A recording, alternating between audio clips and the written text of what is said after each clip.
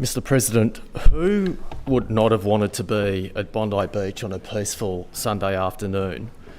For the crowd gathered at Hannnukah by the sea, it would have been a moment of togetherness, a beautiful synthesis of community and nature.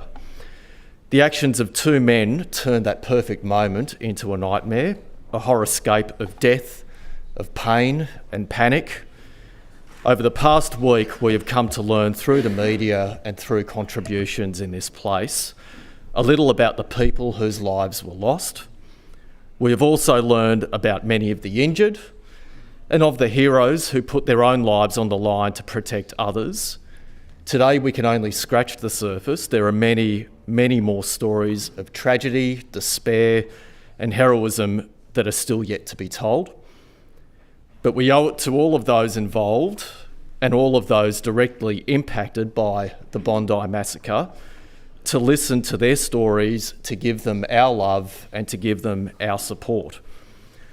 And it is important that we listen to the full story, not just the fragments that we are prepared to hear. Many of those who have spoken so far have told us about a sharp increase in hatred towards the Jewish community over the past 3 years. Not just a rise in hatred from an extremist fringe, but a general rise in the temperature of racism and bigotry across Australian society. They've spoken about feeling like outsiders in their own country and of living in fear that something like this could happen. Their stories are hard to listen to, but if we don't listen to them, if we don't accept the reality of what has just happened, then those fears will only spread, undermining one of the enduring values that has made modern Australia the success that it is. Mr. President, I've previously spoken in this place about the miracle of modern multicultural Australia. The remarkable fact that people from all parts of the world, of all faiths, live so ordinarily, so unremarkably, as friends and neighbours in the same Australian street, that it is so remarkably unremarkable for people to practice their faith openly without fear of being targeted or persecuted, and that it is remarkably unremarkable for our community leaders to wander among crowds without the need for security details or for bulletproof screens. But the tragedy of the Bondi massacre must shake us out of our complacency.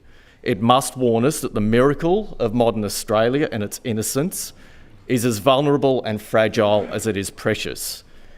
And it must inspire us to do more to protect our way of life. As custodians of that legacy, we cannot ignore the chipping away at it by the rising scourge of racial, religious and political extremism. Forbearance towards others increasingly becoming the exception rather than the norm. The voices of moderation drowned out by voices of anger and outrage. Where to be heard in the din, people have to yell louder and be angrier than the next person. A spiral of blame that forces people further apart and makes common ground harder to find. And at its worst, allowing some groups to become dehumanised in the eyes of others. The cultivation of outrage and blame at the cost of our social cohesion is as gratuitous as it is destructive.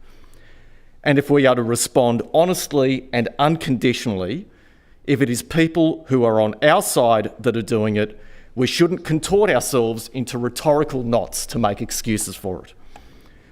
Because in a febrile, polarised environment, people who are the subject of rhetorical outrage or of dehumanising chants obviously begin to feel unsafe in their own city. The antidote to polarisation and to a rising tide of division and anger is not to double down. The antidote is to take a breath, to recognise and call out hatred, and to fall back on our shared Australian values of respect, of decency, of fairness and egalitarianism. Shared values which make us the envy of the world and the root cause for much of the protectiveness many new Australians feel towards their homeland, given the security, the safety and the prosperity that it affords them. Mr. President, the evil of terrorism and mass murder is real. It can strike anywhere at any time, and our country is not immune. In our lifetimes, we have been through the Port Arthur massacre, the Lint Cafe siege, and the murder of Curtis Cheng. And we cannot forget the slaughter of 51 innocent people attending their mosques in Christchurch by a white Australian supremacist and terrorist. After Port Arthur, the country and the federal parliament united behind John Howard and gave him the support that he sought to reform the country's gun laws, just as all sides of politics came together during the Lint Cafe siege, and just as New Zealanders came together to support each other and their Muslim brothers and sisters after the Christchurch massacre. In those times of crisis, political leaders did the right thing and put the national interest first. And now in this time of crisis, it is up to us to show maturity, to show leadership, to resist the temptation of politics, to confront and overcome prejudices, to work together in the interests of our common humanity, and to honour the legacy of 15 innocent people killed senselessly on Bondi Beach on the 14th of December. Thank you very much.